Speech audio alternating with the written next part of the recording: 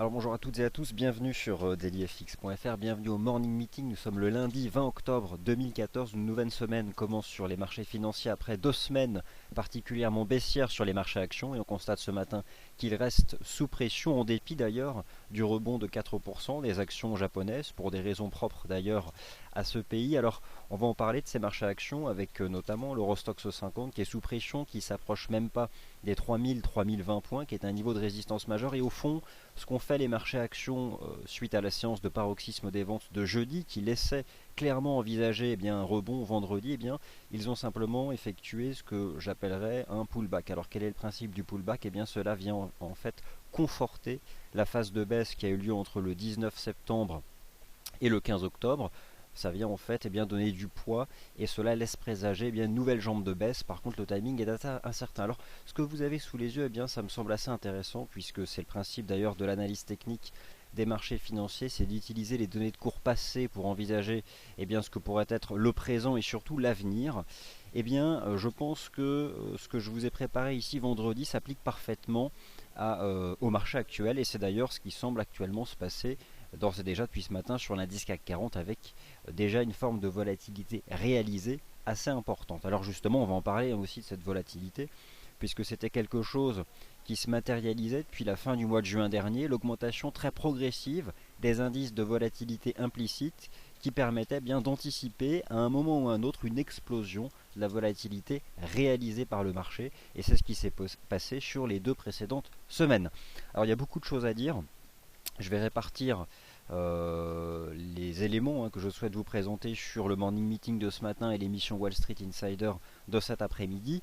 Mais commencez donc par jeter un œil à cette juxtaposition des graphiques de l'indice CAC 40 en données hebdomadaires, en 2008, en 2011 et en 2014, pour constater que le type de semaine que nous avons vécu la semaine dernière s'est déjà produit ici, donc la 3e semaine du mois de janvier 2008, la seconde semaine du mois d'août 2011 et donc alors nous étions la 2e semaine d'octobre 2014. Alors janvier 2008, août 2011, octobre 2014, loin de moi l'idée de faire une comparaison de ces 3 périodes sur le plan fondamental, quoique, pour parler de août 2011 et d'octobre 2014, la semaine dernière a quand même vu apparaître de nouvelles tensions sur la dette souveraine au sein de la zone euro. Alors certes, dans des proportions moindres que celles observées à l'été 2011, mais cependant c'est quelque chose qui était assez inconnu, qui est revenu sur le devant de la scène.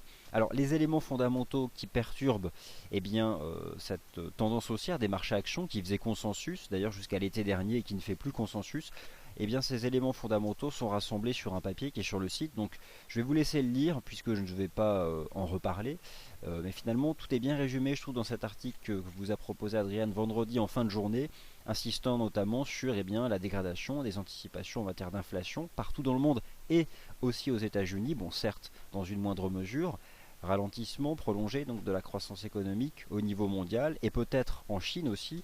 Rendez-vous demain matin à 4h du matin, nous allons évoquer justement tous les actifs qui pourraient réagir suite à la publication de ces chiffres de la croissance en Chine. On parlera notamment du dollar australien, mais aussi du dollar néo-zélandais, avec peut-être quelque chose que nous prépareraient les paires euro-AUD ou encore GBP-AUD. J'ai notamment une vision chartiste assez limpide de la paire GBP-AUD pour laquelle j'envisage davantage de hausse lors des prochaines semaines. Bref, donc ici un article, un briefing fondamental d'une certaine façon qui me paraît assez intéressant. Donc je vais l'appeler comme ça, briefing fondamental, et je vous en donne le lien donc dans le chat. Libre à vous maintenant de le lire. On va se concentrer nous sur la partie graphique. Alors, on revient justement sur la plateforme FXM MarketScope. Sachez simplement que la semaine dernière, ce sont déjà des données officielles. Il y a des arbitrages de fonds qui se sont produits sur les marchés financiers à l'échelle du monde. Ce sont des données donc officielles, puisque l'ensemble des fonds actions à travers le monde ont enregistré la semaine dernière 2 milliards de dollars de sortie, donc de décollecte nette, au profit notamment des marchés obligataires. Alors, d'ailleurs, je pense que le Bund reprend déjà son avancée. Il en est de même pour le contrat de taux américain à 10 ans. D'ailleurs, on observe toujours le maintien d'une corrélation assez marquée entre l'évolution du prix de ces 2 contrats d'État, donc le contrat allemand et le contrat américain. Nous en reparlerons. Les marchés actions, eux, restent sous pression, puisque nous avons, lors des 2 semaines passées, cassé des niveaux de support majeurs qui font désormais office de résistance. et cela s'apparente, selon moi, à des lignes de coups de structure d'inversion de tendance en épaule, tête-épaule. Là aussi, la lecture chartiste est assez limpide. Nouvelle forme aussi d'incertitude, et pour terminer sur ces éléments fondamentaux, vous le savez, tout au long de l'été s'est déployé un thème qui était celui de la divergence des politiques monétaires, tout simplement parce que justement, il n'y avait plus d'incertitude à ce niveau-là.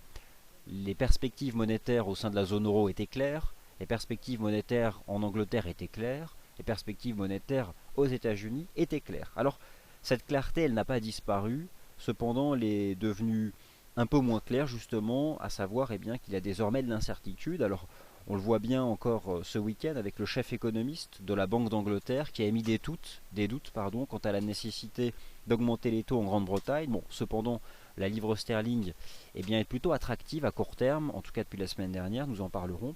Et il y a aussi un certain nombre d'incertitudes de plus en plus marquées au sein du comité exécutif de la politique monétaire pratiquée donc par la Réserve fédérale des États-Unis. Donc ce thème existe toujours, cependant il est moins marqué, donc il va falloir être un peu plus prudent justement sur les perspectives d'évolution à moyen et long terme, notamment donc de la livre sterling ou encore du dollar US. Alors voilà pour ces éléments-là. Cette semaine, je dirais qu'il faut retenir 3 choses. Demain matin à 4 heures du matin, pour les plus courageux d'entre vous, les chiffres de la croissance économique en Chine. La Chine qui inquiète elle aussi, puisqu'elle ne voit pas un épisode de récession, mais sa croissance ralentit. Le ralentissement de la croissance économique, c'est quelque chose qui est compliqué, surtout que la Chine s'est éloignée a priori durablement d'un taux de croissance annuel à 2 chiffres. Et au titre du troisième trimestre, le consensus se situe désormais autour de 7,2%. Et je pense qu'une déception du point de vue de cette croissance économique donc déjà enregistrée en Chine pourrait pénaliser notamment le dollar australien. Et c'est pour ça que j'évoquerai le cas du GBP AUD ou encore de l'euro AUD ou aussi de l'AUD USD. Les deux premières pouvant aller plus haut et la troisième aller plus bas. Bien sûr, dimanche prochain, les résultats des tests de résistance de la Banque Centrale Européenne et surtout, tout au long de la semaine, la poursuite de la publication des résultats trimestriels aux États-Unis.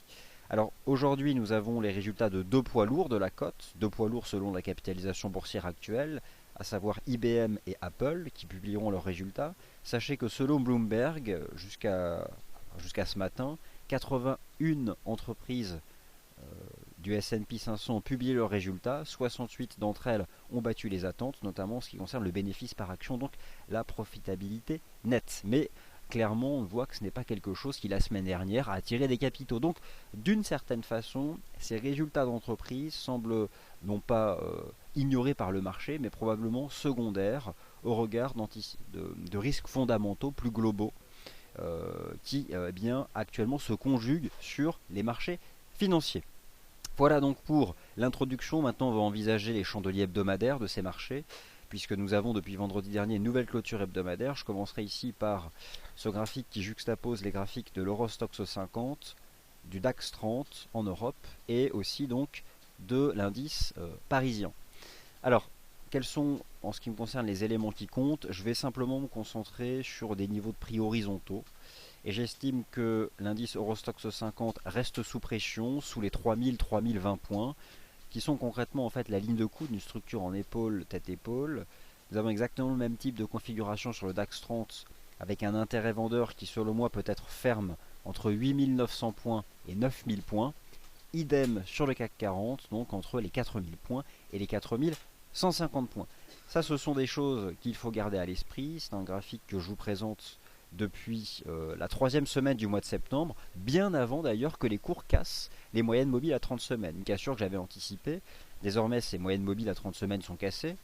Deuxièmement, elles couvrent les cours, mais plus grave, elles ont pris une pente baissière. Donc voilà, j'ai un ensemble d'éléments qui me permet d'envisager tout simplement le fait que la volatilité implicite et la volatilité réalisée sur les marchés, elle a sensiblement augmenté, mais je pense qu'en réalité, nous avons gagné un palier. Nous avons quitté ce qu'on pourrait appeler l'intervalle de complaisance qui a eu lieu entre l'été 2012 et l'été 2014. Alors, par contre, cela ne signifie pas une baisse en ligne droite des marchés. Je vous montre à nouveau ce qu'avait fait l'indice CAC 40 en 2008, en 2011 et en 2014 suite à cette semaine particulièrement baissière, ici la 3e semaine de janvier 2008, ou encore la seconde semaine d'août 2011, et donc ce qui restera dans l'histoire comme étant la seconde semaine d'octobre 2014, attendez-vous à des semaines extrêmement contradictoires.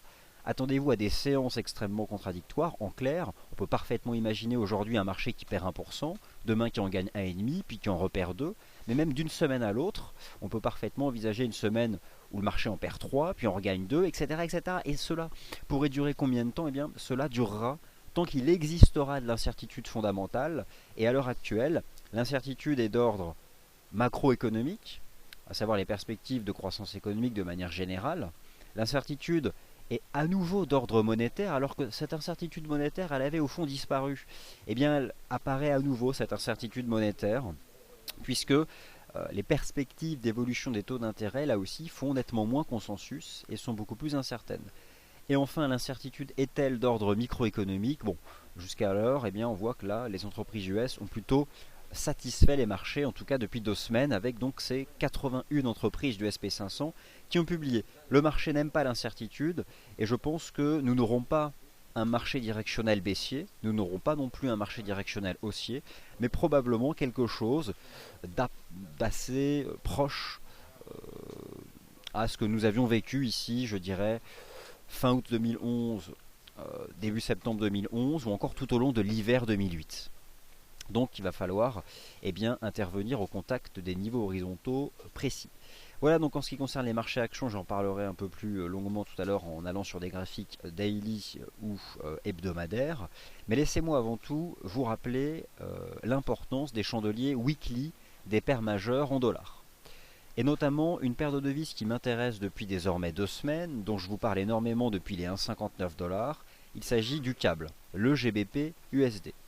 Alors GBP USD m'intéresse pourquoi? Car en réalité il a baissé tout au long de l'été et a retracé 50% déjà de toute sa hausse depuis l'été 2013.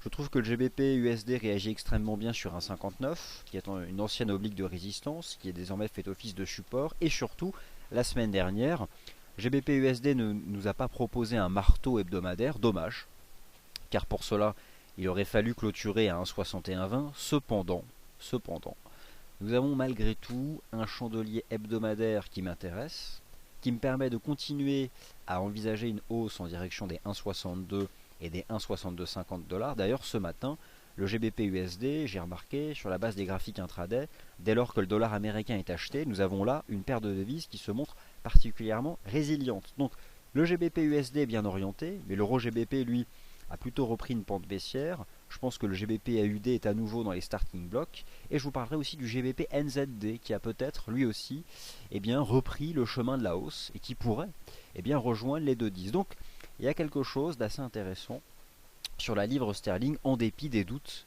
qui ont été émis ce week-end par donc, le chef économiste de la Banque d'Angleterre. Alors le GBP USD, c'est donc ce chandelier weekly ici qui m'intéresse, on en reparlera en données journalières. Mais en ce qui me concerne, j'évoque donc plutôt une tendance positive de ce marché depuis les 1,59 et en données 4 heures, on verra que cela finalement reste attractif tant que le marché se maintient au-dessus des 1,6050 $. Voici donc pour ce premier chandelier hebdomadaire. Maintenant, qu'en est-il de l'euro-dollar? Alors l'euro-dollar en données hebdomadaires, où est-il? Eh bien, laissez-moi le chercher, le voici. La situation est plus complexe sur l'euro-dollar. Alors, je m'aiderai de l'USD CHF qui lui me semble être un peu plus limpide sur la base des graphiques hebdomadaires. Admettons que nous avons une belle réaction du RSI weekly de l'euro-dollar. Ce marché d'ailleurs tente de reprendre le seuil des 30, qui moi m'intéresse. Mais cela ne donne pas non plus une vision claire quant à la capacité de davantage de rebond technique. En fait, cela fait maintenant 2 semaines que ce marché rebondit, depuis les 1,25. Je pense qu'il est couvert par une puissante résistance à 1,2880. D'ailleurs, les 1,2880, si le marché va les chercher, c'est un niveau qui peut tout de suite attirer des vendeurs. Alors, nous avons une espèce de 2 semaines de reprise. Qu'est-ce que c'est? S'agit-il d'un flag? Probablement. Dans ce flag, on voit que le marché peut mettre encore une semaine de rebond technique. Cependant, autant je suis assez optimiste sur la capacité du GBP USD à rejoindre 1,6250, autant l'euro-dollar me paraît nettement plus incertain.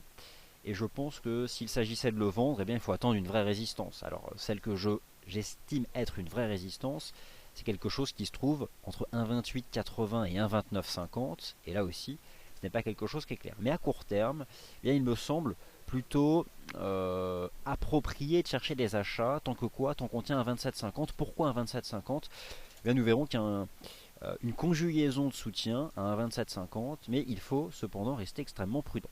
Alors voilà, on comprend donc que le chandelier hebdomadaire de l'euro-dollar de la semaine dernière est intéressant, mais qu'il porte en lui moins d'espoir que le câble, par exemple. Qu'en est-il du chandelier hebdomadaire de l'USD-CHF? Il se trouve que les choses me semblent peut-être un peu plus limpides sur ce marché. L'USD-CHF, et notamment le RSI hebdomadaire de l'USD-CHF, enregistre un signal plutôt négatif, à savoir que ce momentum s'est installé au-dessus du seuil des 70, et bien la semaine dernière il l'a cassé. C'est donc compliqué lorsqu'un momentum sort par le bas d'une zone de surachat. Il n'a pas été en mesure de conserver ce seuil. Maintenant il va falloir la confirmation hebdomadaire de l'euro-dollar qui est un peu moins nette. Alors là aussi on n'a pas pour autant quelque chose d'extrêmement limpide. Alors on étudiera tout à l'heure le graphique en données journalières, mais là aussi je pense que sous 0,95, c'est un marché qui est en risque, en tout cas qui continue de consolider. Alors qu'est-ce qu'on consolide? On consolide cette phase d'appréciation qui a été massive ici entre le 16 août et la fin du mois de septembre. Mais à court terme, je pense que ce marché peut encore nous mettre une semaine ici de consolidation baissière et probablement revenir chercher un niveau ici qui se trouve à 0,9350. Alors le SDCHF, du point de vue de son momentum, je pense qu'il peut connaître une semaine plutôt négative. Euro-dollar, GBP USD, USD-CHF, qu'en est-il maintenant des autres paires de devises? Et je commencerai notamment par l'USD-Yen. Il s'avère que l'USD-Yen aussi, sur la base du RSI hebdomadaire, dévoile plutôt quelque chose qui me laisse penser que l'USD-Yen reste sous pression sous les 107,50. Et finalement, je n'exclus pas cette semaine un USD-Yen capable de revenir tester les 105,50. Alors, qu'y a-t-il derrière cela? D'une part, sur le plan technique, nous avions donc cette ancienne oblique ici qui couvrait les cours que le marché avait tenté de franchir, qui fait désormais office de résistance. Et donc je pense que sous 107,50, il y a un risque finalement de voir un nouveau test de cet important support à 105,50. Et puis aussi il s'agit donc de cette ligne de tendance qui n'a pas encore été retestée par le marché. Et donc voilà. Pourquoi donc? Mais là, du point de vue des chandeliers weekly, c'est surtout ça que je retiendrai, c'est le fait que ce marché soit repassé ici sous cette oblique. Alors la UD-USD, j'en parlerai un peu plus tout à l'heure lorsque j'évoquerai le cas du PIB chinois. Je pense que la UD-USD n'est probablement pas la paire en dollars australiens qui me semble la plus utile pour envisager des chiffres de la croissance économique en Chine qui seraient inférieurs aux attentes. Je m'intéresse davantage au GBP AUD, mais aussi à l'euro AUD. Cependant, l'AUD-USD reste clairement la paire en dollars qui a en elle le plus de potentiel de baisse. Les chandeliers hebdomadaires ne m'éclairent pas. Nous avons simplement une espèce de range entre 0,8660 et 0,8830. Et à terme, le marché, je pense, en sortira par le bas. Combien de temps peut durer cette phase latérale? Je n'en ai pas la moindre idée. C'est ça en fait le souci. Je dirais qu'à terme, je pense que la UD-USD finira par rejoindre 0,84, qui correspond en fait à la partie basse de ce canal. Mais avant cela, nous avons un range ici qui peut s'installer et s'installer durablement ici, plusieurs semaines, sur la UD-USD. Qu'en est-il enfin du NZD-USD sur la base des chandeliers hebdomadaires? Là aussi, nous avons quelque chose d'assez intéressant. Le RSI hebdomadaire du NZD-USD refranchit à la hausse le seuil des 30. Je pense donc que le NZD-USD poursuit son rebond technique. Et en ce qui me concerne, comme évoqué vendredi, j'imagine que ce marché est en mesure d'aller chercher 0,80 et 0,8050 avant qu'un consensus vendeur se rematérialise. Il s'agirait en fait d'un phénomène de pullback en direction de cette ancienne ligne de tendance haussière qui a été cassée. Voilà donc ce que j'estime être le cadre pour la semaine, ici en utilisant les chandeliers hebdomadaires de ces paires majeures. Alors maintenant, nous allons envisager des graphiques à plus court terme. Mais avant tout, et avant d'envisager ces graphiques à plus court terme, envisageons le cas du GBP-AUD. GBP-AUD m'intéresse beaucoup, car cette paire déjà est fermement haussière depuis le 16 mars, ça c'est un fait. Elle est sortie par le haut ici le 13 septembre, semaine du 13 septembre, ce qu'on pourrait appeler finalement un flag venant conforter cette première phase ascendante. Et actuellement ce marché développe un petit flat ici, au-dessus des 1,83. Il me paraît probable que cette phase de range entre 1,83 et 1,86 soit en réalité une phase de range avant une nouvelle jambe de hausse en direction des 1,90. Et donc, en fait, tout dépendra bien sûr des chiffres relatifs à la croissance économique en Chine, avec un lien direct sur l'économie australienne et donc sur la dynamique du dollar australien. Dollar australien qui reste de toute façon sous pression, vous le savez, depuis le mois de septembre, selon d'ailleurs les enseignements techniques de notre indice de devise dollar australien index, le fameux aussi index.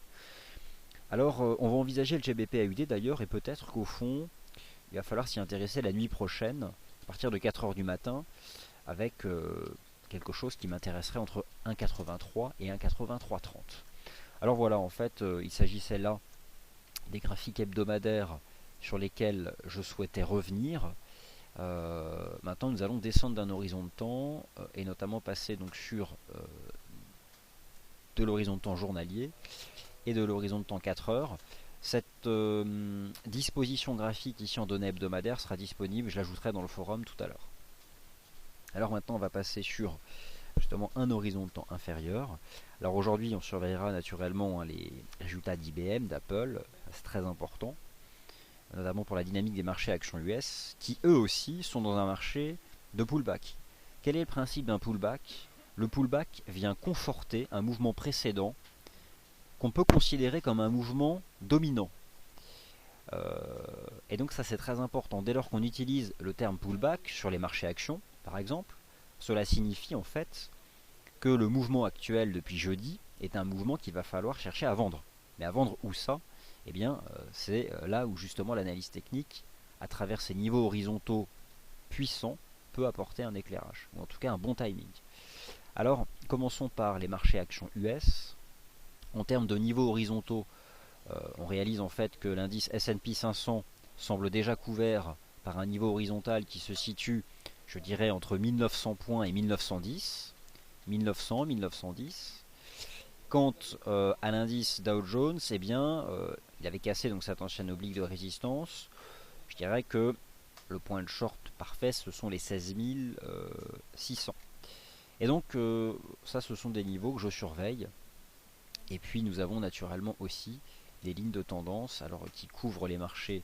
Alors elles passent un peu plus haut que le niveau actuel des cours. Mais voilà, ici elles vont m'intéresser. Je vous invite à surveiller les moyennes mobiles à 30 semaines, notamment sur les indices US, pour identifier ce qu'on pourrait appeler donc des bonnes résistances sur ces marchés.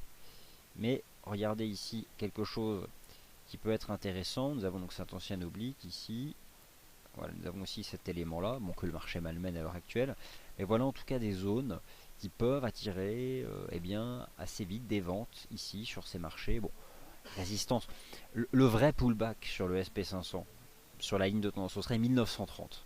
Est-ce que le SP peut aller chercher 1930? Je n'en ai aucune idée. Mais en tout cas, je n'envisage pas. Parce que si on envisage un pullback, donc venir conforter cette première jambe de baisse, il faut envisager son potentiel maximum. Et bien, sur le SP500, je dirais 1930, 1935. Sur le Dow Jones, 16 630, 16 700. Vraiment, c'est le maximum. Au-dessus de ces niveaux, clairement, le biais qui pourrait être un biais baissier de fond serait sérieusement remis en question. Voilà donc en tout cas pour ces marchés ici. Alors, l'euro-dollar. En données journalières, pourquoi est-ce qu'on parle tant des 1,2950? Eh bien, on va regarder ça tout de suite. Tout d'abord, la moyenne mobile à 20 jours. Elle passe à 1,2950. Vous la voyez ici, MM20. Elle est désormais plate. Donc, c'est un marché qui est neutre à court terme et elle soutient les cours. Et ensuite, lorsqu'on utilise l'indicateur technique Ishimoku, Ce qui est intéressant, c'est qu'actuellement, en données journalières, les 1,2750 rassemblent à la fois Tenkan et Kijun, ici, en données journalières. Toujours sur cet horizon de temps journalier, je m'intéressais ici donc à l'USD CHF. Alors l'USD CHF, qui lui reste couvert aussi donc par cet oblique ici de résistance que nous reverrons tout à l'heure en données 4 heures. Et donc finalement c'est un marché qui reste sous pression ici, sous ces 0,95.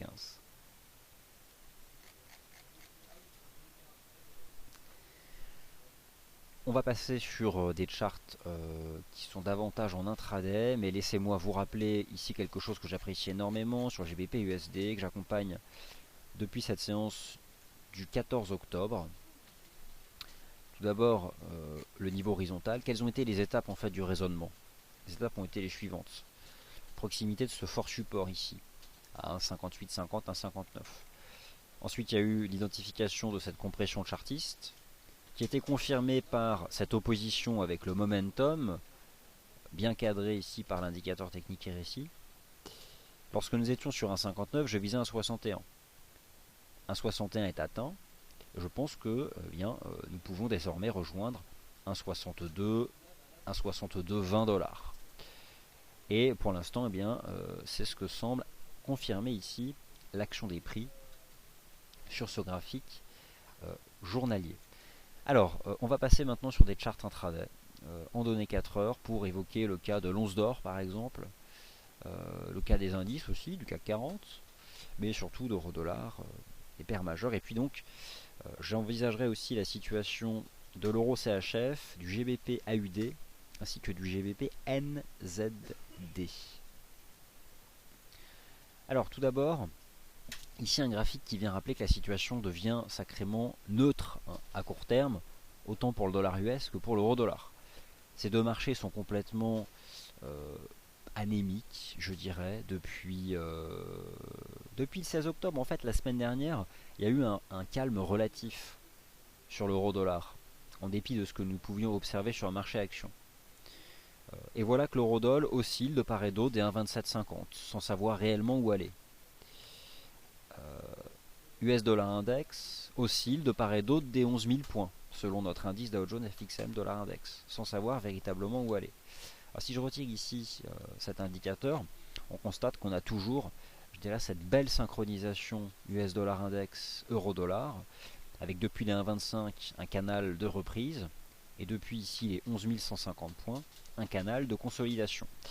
Et au fond, j'ai envie de dire, tant que le marché reste dans ces deux bornes, ici, oblique, eh bien je continue de privilégier ce que j'observe ici depuis le 6 octobre, jusqu'à ce que le marché en sorte. Vous comprenez? Jusqu'à ce que le marché en sorte. En sortir par le haut sur l'euro-dollar, compliqué. Compliqué. Puisque nous avons quand même ici sur 1,2950, 1,2990, 1,30 une sérieuse résistance. En sortir par le bas, et cela traduirait tout simplement la reprise de la dynamique de fond, et validerait davantage une consolidation en drapeau, qui sont des figures puissantes. Alors de quoi s'agirait-il? Nous avons eu cette jambe de hausse ici sur le dollar US entre 10 350 et 11 150, on en sort par le haut, ces drapeaux ça explose à la hausse. Idem sur l'eurodoll, on en sort par le bas, on rechute à 1,25 en ligne droite. Le signal sera donné par une clôture 4 heures, tout simplement, de part et d'autre de ces deux bornes obliques. On surveille cette oblique ici sur l'eurodoll et on surveille cette oblique de résistance ici sur l'US dollar. Mais j'ai envie de dire qu'au-dessus d'un 1,2730, un 1,2750, ça me semble envisageable que ce marché retourne, retester ici un 28,40. En tout cas, c'est le biais que j'ai envie d'adopter ici en ce début de semaine. Alors maintenant, qu'en est-il du NZD USD? Il y a un niveau qui m'intéresse, c'est la résistance majeure à 0,8050. Le chandelier weekly du NZD USD me laisse penser que ce marché peut revenir effectuer un pullback sur 0,8050. Un pullback, c'est quoi? C'est venir, encore une fois, conforter, consolider, donner de la structure de fond à cette phase de baisse qui a eu lieu entre 0,8835 et 0,7712. En l'absence, pas au pipe près, mais au moins s'en approcher, d'un tel scénario, je continue de privilégier le rebond technique à court terme, celui qui a démarré depuis 0,77. quelle serait la forme chartiste de ce rebond technique? Pourquoi pas un biseau ascendant? Pourquoi pas un biseau ascendant? Les cours pour l'instant restent ici dans ce biseau ascendant. Et à très court terme, eh bien voilà, ça ressemble un peu à l'eurodoll, c'est-à-dire que l'équivalent d'un 27,50, ça semble être plus ou moins ici, c'est 0,79 ici, donc sur le NZD USD. Et qu'est-ce que vous voulez faire là-dedans? J'ai un principe, moi en analyse technique, en tout cas en ce qui concerne, si le principe est de réussir à faire une translation entre l'analyse technique et les stratégies de trading, je m'intéresse aux niveaux horizontaux majeurs. Et c'est notamment le cas des 0,8050. Mais dans cette pattern ici de reprise, il n'y a aucun niveau majeur. Aucun. Malheureusement. Alors GBP USD en données 4 heures, qu'est-ce qui m'intéresse à court terme? Tout à l'heure j'ai évoqué la possibilité d'avoir une structure en biseau. Bon, en réalité ce n'en est pas un, mais on voit que c'est une compression. Et donc je vous en parle régulièrement depuis cette partie. Le marché en fait en est sorti. Et on voit depuis qu'il fait une petite conso à plat. Au-dessus de cette ancienne borne de résistance. Alors d'ailleurs, on va utiliser un outil de tracé automatique pour attraper la réalité de ce niveau. Qu'on soit précis sur le plan chartiste. Voilà. Donc on voit que le marché en est sorti, puis depuis, là, ce matin notamment, sur le chandelier 4 heures qui a eu lieu entre 7 heures et 11 heures, heure de la session européenne, heure de Paris, on constate qu'on a une mèche basse sur cette désormais ancienne oblique de résistance. C'est pas fameux, c'est pas impulsif, mais il n'empêche que depuis les 1,59, nous avons fait un beau mouvement. Un beau mouvement. Et au fond, quel serait maintenant quelque chose qui serait intéressant? Eh bien voilà, j'ai un niveau qui moi m'intéresse, je dirais sur les 1,60-50, on contient ça, et même à court terme, on voit désormais que 1,60-75 fait déjà office de support. Bon, on a un trend qui me paraît encore favorable. Attention, vous n'avez malheureusement plus de timing, mais on en parle suffisamment depuis le 14 octobre. Le timing serait, s'il devait s'en présenter un nouveau test, je dirais peut-être des 1,60-75. Donc voilà où en sont ces marchés. Le GBP USD, l'eurodoll, le NZD USD. Malheureusement, la UD USD est donc la paire en dollars qui m'intéresse le moins. Pourquoi? Elle m'intéresse le moins tout simplement parce que nous avons déjà la proximité temporelle d'un élément qui impactera fortement le dollar australien. Et il sera donc la nuit prochaine, on va être précis, il sera 4 heures du matin, heure de Paris. Attendez-vous un décalage sur l'ensemble des paires en dollars australiens. La UD USD développe un flat entre 0,8660 et je dirais 0,8830 avec un excès que ce marché a fait jusqu'à ici 0,89. Alors il s'agissait ici du 9 octobre. Nous sommes actuellement en plein milieu du range. Observez notamment le rôle de la moyenne mobile à 100 heures. Alors je vais ajouter son libellé puisqu'il n'apparaît pas. Ce marché est devenu complètement flat. Encadré par la moyenne mobile à 100 heures, la UD-USD est désormais flat. Au sein d'un flat, c'est la paire en dollars qui est susceptible de décrocher un jour, et peut-être la nuit prochaine, avec les chiffres de la croissance économique en Chine. Maintenant, j'évoquais le cas de ces phases de transition latérale sur les paires en dollars, avec ce biseau ascendant sur le NZD-USD. Y a-t-il une figure chartiste actuelle sur la UD-USD, ou s'agit-il simplement d'un flat? Alors, bon, il faut faire attention lorsqu'on essaye absolument de mettre le doigt sur une figure chartiste. Cependant, il se peut que la UD-USD, en données 4 heures, en données horaires ici, pardon, soit en train de construire une formation triangulaire, et on va être encore plus précis, un triangle symétrique, dont la médiane serait actuellement à 0,8750, extrêmement bien illustré par la pente parfaitement plate, et bien de la moyenne mobile à 100 heures. Donc voilà actuellement où en est cette paire de devises, attentisme le plus complet sur la UD-USD, en attendant les chiffres. Alors après voilà, nous avons... S'agit-il ici d'un running? C'est un flat, il ne faut vraiment pas s'ennuyer ici sur la UD-USD. Maintenant, évoquons le cas de l'euro AUD et du GBP AUD, car ces paires de devises m'intéressent. Alors, ce soir, il y a un événement, enfin ce soir, la nuit prochaine, qui va avoir un impact fort. On peut partir déjà d'un premier principe qui est celui de ne pas être en position lorsqu'un événement fondamental peut impacter fortement la volatilité que peut réaliser une perte de devises sur le FX. À ce moment-là, vous écartez tout type de positionnement en attendant la publication de la stat. Mais si on exclut ce paramètre et si on se concentre sur l'analyse technique, le GBP-AUD porte en lui une construction graphique extrêmement bullish. Un mât de hausse ici entre le 8 septembre et le 1er octobre, une consolidation à faible pente, une espèce de canal baissier ou dirons-nous un flag de long terme. À plus court terme, sur la base de ces chandeliers 4 heures, le GBP-AUD est en train de construire un petit flat, un triangle rectangle ascendant sous 1,8420. Le principe étant qu'en cas de cassure haussière des 0,18420, nous aurions une hausse rapide du GBP-AUD ici en direction des 1,8530. Quelle serait la stratégie? Qu'est-ce qu'on peut envisager? Eh bien, je pense. Le RSI m'intéresse aussi 4 heures, puisque lui aussi construit un flat au-dessus de la neutralité à 50. Donc, techniquement parlant et uniquement techniquement parlant, car bien sûr ce graphique ne présage pas de ce que pourraient être les chiffres de la croissance économique en Chine la nuit prochaine, quoique le consensus semble anticiper un ralentissement du taux de croissance économique en Chine sur la base donc d'un trimestre ici, en rythme annuel mais sur la base d'un trimestre. D'ailleurs on peut les regarder ces chiffres, hein. On va aller voir le consensus, je vais tout de suite vous le montrer en allant donc sur ce site qui me paraît assez intéressant. Le marché va se concentrer sur deux éléments. Le trimestre concerné et le troisième trimestre. Quels sont maintenant les deux taux de variation attendus? Le premier taux de variation, que le marché attend à 7,2%, représente le taux de croissance trimestriel, mais en rythme annuel. C'est-à-dire qu'on va comparer le troisième trimestre 2014 avec le troisième trimestre 2013. Le second chiffre, que le marché attend à 1,8%, compare le troisième trimestre 2013 avec le second trimestre le troisième trimestre 2014 avec le second trimestre 2014. On constate que le marché anticipe donc un ralentissement de la croissance économique en Chine. Mais on constate aussi qu'il y a une forme de volatilité sur ce consensus.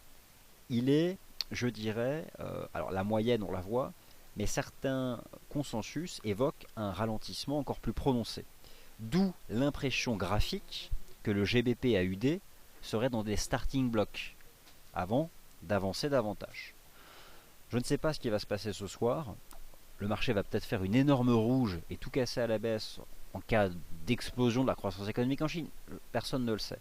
Mais sur la base de l'analyse technique, je pense que 1,8330 peut être acheté par le marché. Enfin voilà, c'est un flat qui m'intéresse pour viser 1,85. De toutes les paires en dollars australiens, c'est le GBP-AUD qui m'intéresse le plus. L'AUD-USD, les meilleures stratégies restent au fond de vendre la partie haute du flat ou d'envisager une vente sur cassure des 0,8660. Quant à l'euro-AUD, alors j'avais un graphique de l'euro-AUD, il a disparu, mais à peu de choses près ça ressemble de toute façon au GBP-AUD. Alors, maintenant l'once d'or. Alors l'once d'or, qu'en est-il? Je vais pas mettre, quoique je ne devrais pas faire ça, mais l'once d'or, je trouve, présente depuis début octobre une dynamique haussière qui me paraît bien construite sur de nombreux horizons de temps. Je vous en ai déjà refait l'histoire vendredi avec l'avalement haussier en données hebdomadaires, une construction graphique haussière. Après, bon, on voit qu'il faut rester prudent. Cependant, on constate qu'en données 4 heures ici, la ligne de tendance haussière en place depuis le 5 octobre tient plutôt bien. Les cours sont-ils sortis par le haut d'un drapeau? Malheureusement, le drapeau est une figure extrêmement impulsive. Si le marché en sort par le haut, il doit accélérer dans l'immédiat. Quand je dis dans l'immédiat, c'est tout de suite et maintenant. On a eu un chandelier 4 heures intéressant ici sur l'once d'or. J'aurais aimé qu'il soit suivi immédiatement d'une accélération. Donc il faut toujours rester prudent. et naturellement, seule une clôture journalière, celle qui est indiquée par D1 lorsque vous utilisez l'indicateur watermark ici sur la plateforme, au-dessus des 1240 $, permettra d'anticiper un rallye en direction des 1270. Nous avons un attentisme ici sur l'once d'or qui est proche de l'attentisme qui prévaut sur le dollar index ou encore l'euro dollar.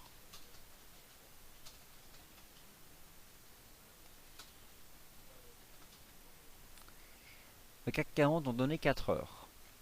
Le CAC 40 semble avoir quitté par le haut le canal baissier en place depuis le 6 octobre. Et d'ailleurs, il a effectué plus ou moins un petit pullback ce matin.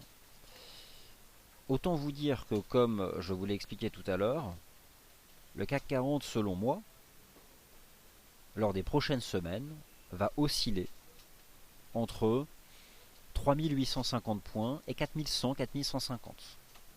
Une phase vraiment erratique entre ces deux bornes. Alors voilà pourquoi la lecture devient clairement compliquée lorsqu'on s'attarde uniquement sur le CAC 40. Je pense qu'il faut absolument combiner une analyse avec d'autres indices. Quand est-ce qu'on intervient, quand est-ce qu'on peut intervenir ici sur ces marchés actions? Je dirais que le CAC 40, c'est pas évident de déterminer un vrai niveau horizontal. Maintenant que le marché a quitté ce canal, on ne peut plus l'utiliser malheureusement. On est sorti par le haut, il n'offre plus un bon point de vente. On a une première résistance que le marché forme ici, on voit, sur les 4040 points. Cet ancien point de clôture. Il n'y a aucune conviction là-dessus. Quel est le niveau qui va stopper la reprise? 4040, 4100, 4100 je dirais c'est le niveau le plus propre. Peut-être qu'on va rester sous 4040. On franchit 4040, on ira chercher 4100. Alors l'idée c'est d'avoir un bon timing.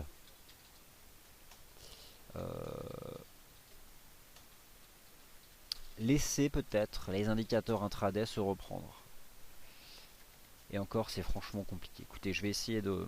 On va passer sur l'Eurostoxx 50 pour voir si on peut envisager là aussi quelque chose d'un peu plus limpide. Je dirais que si vous souhaitez mettre en place quelque chose sur le CAC 40, le timing parfait serait un test des 3000 points sur l'Eurostoxx 50. Je pense que vous devez procéder de cette façon-là. Attendre un test par l'Eurostoxx 50 des 3000 points. Et à ce moment-là, observer le positionnement de l'indice parisien. Car dans l'idéal, les points de vente parfaits seraient 3000 sur l'Eurostoxx 50, 4100 sur le CAC et 9000, disons 8950 sur le DAX. Ça, ce sont les points de vente parfaits. Les seuls niveaux horizontaux susceptibles d'être intéressants pour mettre en place une stratégie de moyen terme. Et uniquement cela. Encore une fois, vous avez bien compris qu'on est parti pour plusieurs semaines de mouvements extrêmement erratiques, à savoir l'absence. Nous n'aurons pas une phase directionnelle comme on a eu ici entre le 19 septembre et le 16 octobre. Nous n'aurons absolument pas ce type de phase directionnelle. Donc je ne vois aucune autre solution qu'attendre les niveaux parfaits. Il s'avère qu'à court terme, le CAC désormais évolue entre 3980 et 4040, et le DAX, lui, semble malgré tout valider l'existence d'une résistance ici, je dirais à 8840. Alors, pour ceux qui souhaitent intervenir à la vente, qui ont une conviction, je dirais, sur les tout premiers niveaux, il s'agit des 4040. Et dans ces cas-là, c'est stop au-dessus des 4120 et 8840.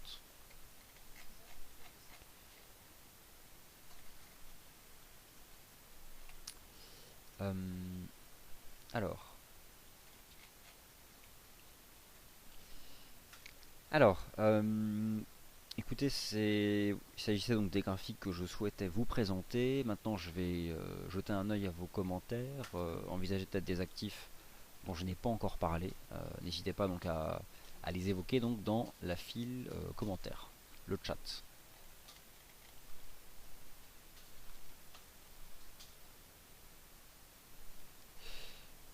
Alors, c'est parti.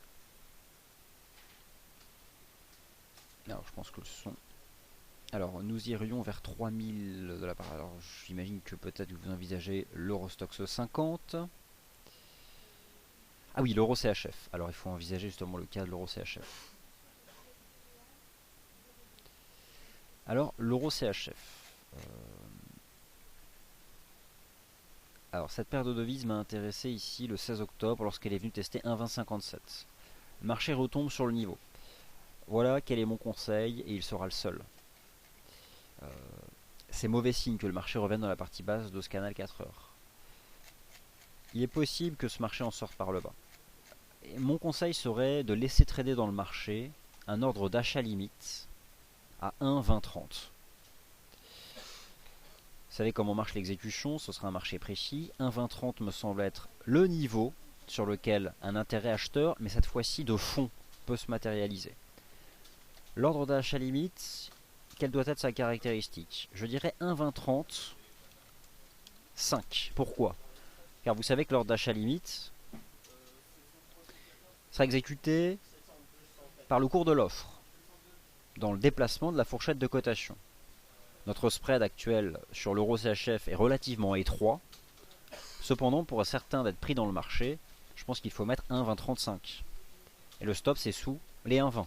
Tout simplement. Il y a un risque d'une trentaine de pips.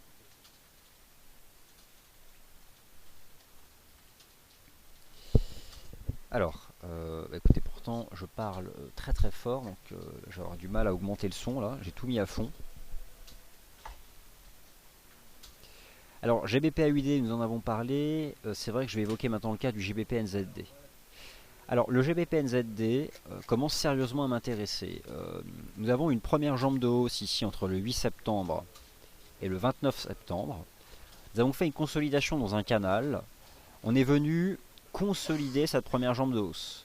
Le marché a tenu 61,8 de retracement, 2 dollars néo-zélandais. Il existe un nouveau support désormais à 2,0223. Je pense que si le marché tient 2,0223, il est susceptible de rejoindre les 2,04, voire même de sortir par le haut et de revenir chercher 2,10. En clair, je m'intéresse à un achat du GBP-NZD au-dessus de ce support à 2,0220. Il faut mettre le stop juste en dessous parce qu'on le casse et on retourne à 2. D'accord? Alors, je vous rappelle que ce n'est pas une stratégie de carry trade. Si vous êtes à l'achat, vous avez un rollover négatif. Il faut bien sûr en prendre compte, en tenir compte. Cependant, du point de vue du mouvement des prix, ça m'intéresse au-dessus des 2,0220. Pas vu de marché spécifique à court terme sur la UDNZD, mais je le regarderai cet après-midi. Les pétroles, alors les pétroles nous en parlerons. Alors pourtant le son vraiment je comprends pas parce que je l'ai vraiment monté à fond. Voilà, je vais encore plus monter ici. C'est possible que ce soit un peu mieux maintenant. Alors 4006, j'imagine que vous envisagez peut-être le 440. Il y a beaucoup de questions sur les pétroles. Eh bien écoutez, je vais les évoquer cet après-midi. Alors l'Eurocad, en effet, a bien réagi sur 1,4320. C'est intéressant, pourquoi pas. Envisager un retour au-dessus d'un 45 pour envisager un 45. Je vais aller voir en données journalières, mais c'est possible en effet que ce soit intéressant. Alors, je vais le chercher. J'apprécie ce que fait le GBP-NZD au-dessus des 2,0220. Il y a vraiment uniquement d'un point de vue graphique, rien d'autre, vraiment rien d'autre.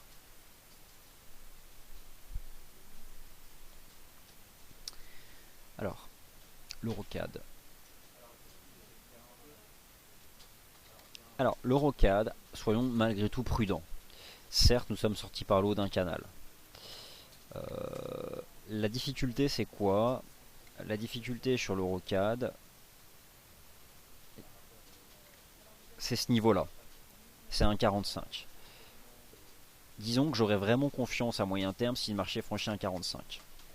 Après, je vous l'accorde, j'ai évoqué un point d'achat à 1,4330 vendredi.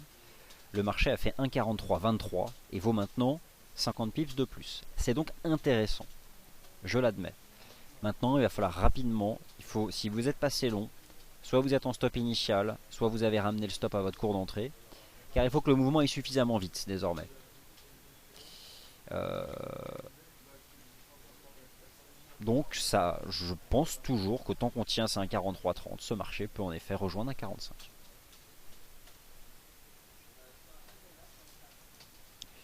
Alors je vais sauvegarder ça. Cette disposition graphique, je vais vous la mettre dans le forum de toute façon.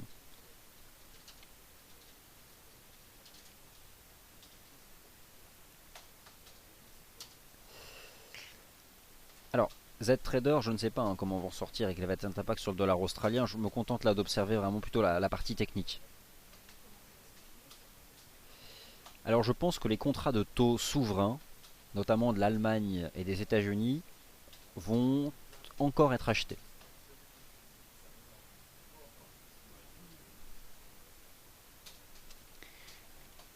Donc l'once d'or, hein, on a. Si le canal 4 heures vous intéresse sur l'once d'or, désormais c'est un stop sous 1230. Et puis d'une certaine façon, bon, on a quand même là une clôture 4 heures qui est pas ridicule en soi.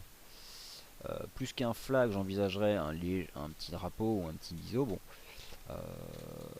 on a toujours cette voilà, on a cette possibilité que ça enchaîne. Donc là, si ça vous intéresse, c'est le stop sous et même il faut pas repasser là-dessous. C'est sous 12,34, stop sous 12,34 et on vise 12,70. Point barre. C'est ce que permet de faire ici l'analyse graphique. C'est tout. Et c'est tout. Voilà, alors il est 11h55, je vous retrouve cet après-midi, on envisagera d'autres marchés, la suite des événements, les marchés US, et bien sûr je vais me concentrer sur les pétroles, puisqu'il y a des questions sur les pétroles. Et donc on en parle cet après-midi. Merci à tous et j'espère à tout à l'heure.